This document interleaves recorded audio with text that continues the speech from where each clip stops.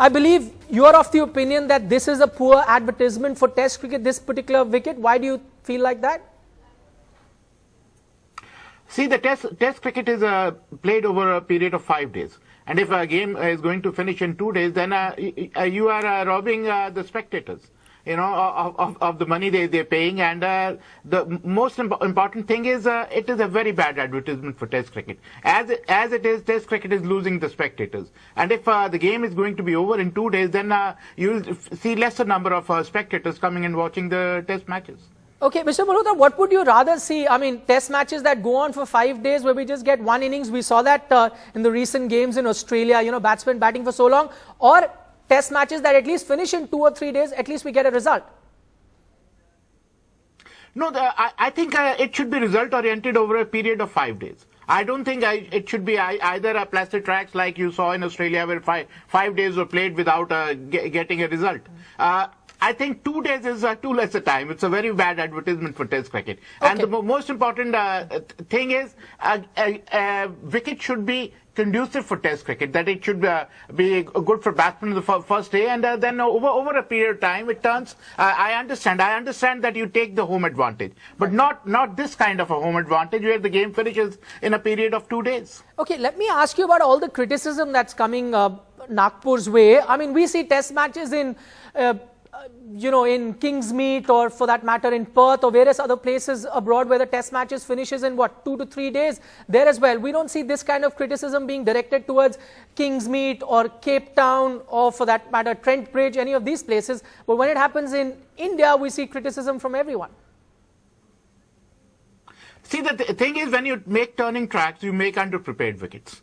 The wickets which are not conducive for a 5-day Test matches. When you play abroad, you expect a little bit of a sea movement, you expect a little bit of green wickets. I understand they do take the advantage. There's no doubt about it that you do take home advantage, like the foreign teams do in their own country. No, my question, I'd just like to rephrase my question. What I wanted to ask you is, how is it different that a pitch is helping fast bowlers and it finishes in 2 days or 3 days? How is it different from when a pitch helps spinners and it finishes in 2 to 3 days?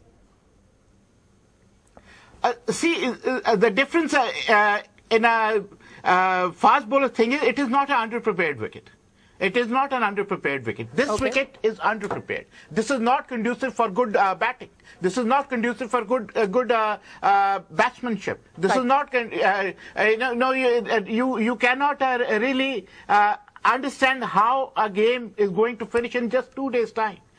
Because a team getting out on 79, and I understand there is a little bit of a spineless batting too, which is responsible, because if you take Sunny Bhai's epic innings of Bangalore, then you have to play somebody has to play like him to play on this wicket. But that is going to be very rare cases. Very rare batsmen can play like him. So that is where the problem is. But this kind of wicket, I don't think is a good advertisement for Test cricket. Okay, since you mentioned Sunny Bhai, I go across to him. He's been listening patiently. Sunny Bhai, what did you make of it? Mr. Malhotra feels that it's a poor advert simply because, fans come to the ground, they want to see at least 3, 4 or 5 days of Test cricket, not matches finishing in 2.5 days.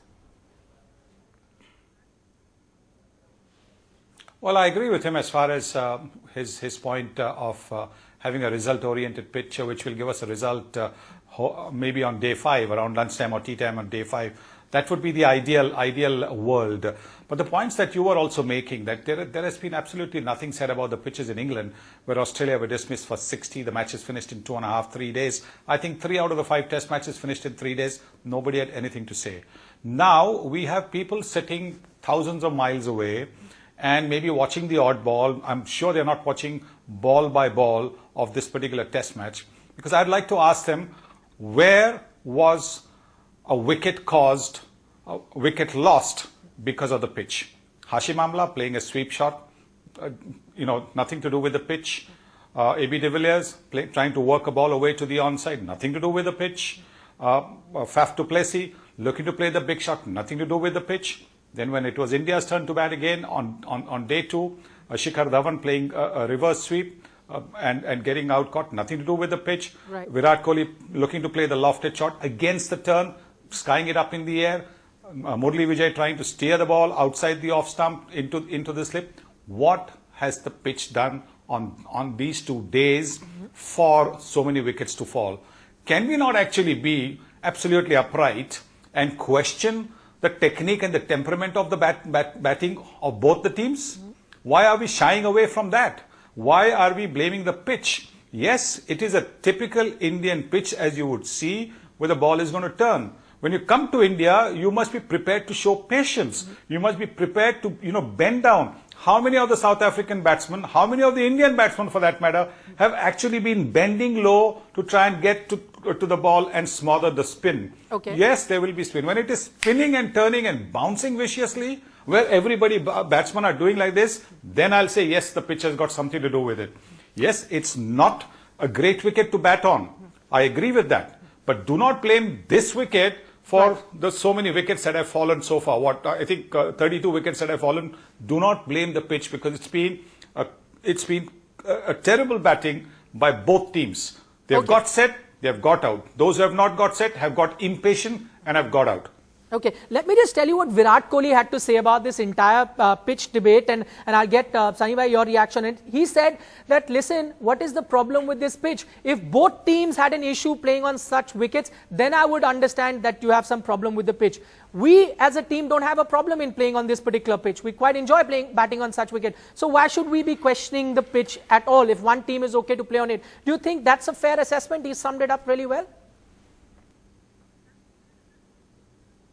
Well, I think, look, basically it is a pitch where there is no danger to life and limb. Where there is danger to life and limb is the kind of pitch that you've got to watch, you've got to criticize. Where the ball, if there is no danger to life and limb, the ball is scooting along the ground, not bouncing at all. That is the kind of pitch you've got to question. Nothing of the sort is happening here. It's been poor technique, poor temperament from both the teams. And that is what has caused. I gave you examples of the dismissals of the various batsmen, world-class batsmen, but they have also panicked. They've also maybe, they've got out in their minds before they've got out in the middle.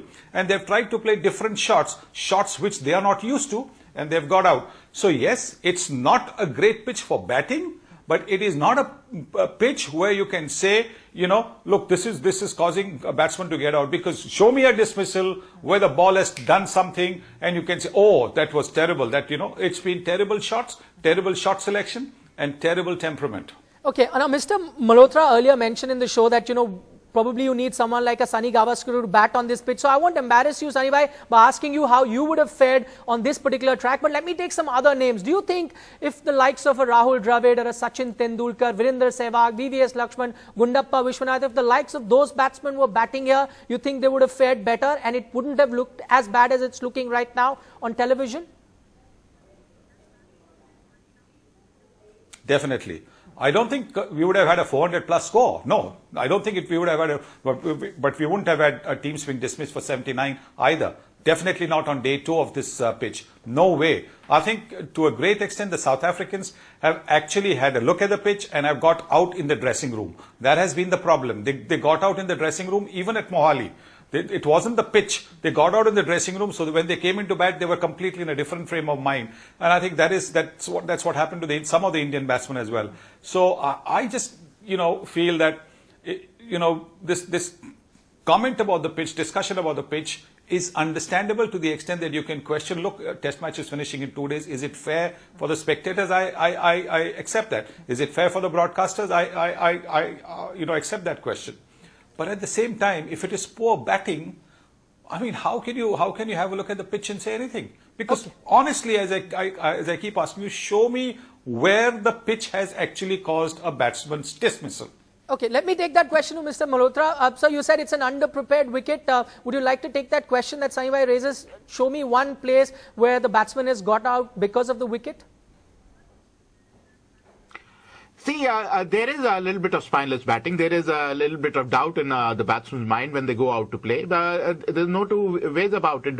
See, once you get beaten twice or thrice in one over, then you are in two minds which way to go. That is where the problem is. It is in the mind. I know, but still, the wicket, it should not turn from ball 1. It should not turn from ball one. I know it has been tailor-made for our spinners because we're playing 3 spinners. And, it gives us an advantage. Okay. But the thing is the way Indian batsmen have batted, which is, shows them in very poor light. And the way South African batsmen have batted, they have not really done justice to their talent. Okay, Saibhai, would you like to answer that? What Mr. Malhotra says is that the problem that he has with the pitch is it shouldn't be turning from ball 1. Let the pitch turn from day 2, probably day 3, day 4 onwards, not from ball 1. That's not a fair test wicket. It's a fair point, because I think that's where I agree with him, where he said that it should be a result-oriented pitch, which will get you a result on the 5th day. There's got to be a balance between bat and ball. That is the ideal pitch, but we will never always get the ideal pitch. We will either get a pitch which is so flat, like it happened in Perth, where almost 2,000 runs were scored and barely 15 wickets or 18 wickets fell. Or you can have a pitch like this where the batsmen have got themselves out. You know, the demons are in the batsmen's minds. The demon is not in the surface.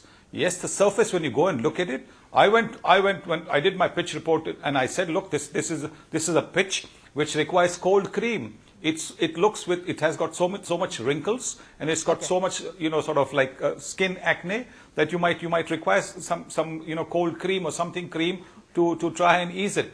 But it hasn't misbehaved. The pitch hasn't misbehaved. Sure, there is turn, but that's India. India pitches will turn. Maybe you're looking for an ideal thing by saying Indian pitches will not turn from day 1. Right. Even on pitches where 400 runs have scored, pitches turn on day 1. Okay. It's just that the batsmen do not panic. Today, the batsmen of both teams have panicked. Right. Saibhai, sorry to cut you there because we're completely out of time, but I wanted one more reaction from you before we wrap up this discussion. What do you then make of people who've said that ICC should look into this, some steps should be taken, India should be penalized for preparing wickets like this? What do you make of that argument then? Well, I would honestly advise them, to talk about the pitches in their own countries rather than, look at India as the whipping boy. India is not going to be the whipping boy because you guys sitting 10,000 miles away are going to see, 5-10 deliveries and go and jump to conclusions. Please let me have your answers about the pitches in England. Please let me have your answers about the pitches elsewhere in the world where matches are finishing in 2.5-3 days. And then we will see who should be fined and who should be taken to task. That is my honest advice to all those former cricketers, living thousands of miles away and who, played maybe 5, 10, 20 test matches and who do not know how to play on a pitch where the ball starts to do a little bit. All right, Sunil Gavaskar and Ashok Malhotra, thanks so much for joining us. We'd rather take the word of a man who was there at the Jamtha ground covering that game than people who are sitting thousands of miles away, as Sunil Gavaskar says. Thank you so much both for joining us. That was the big debate, but the important bit here is, irrespective of what the pitch is looking like, India are on the verge of a historic win. It will be their first Test series win over South Africa.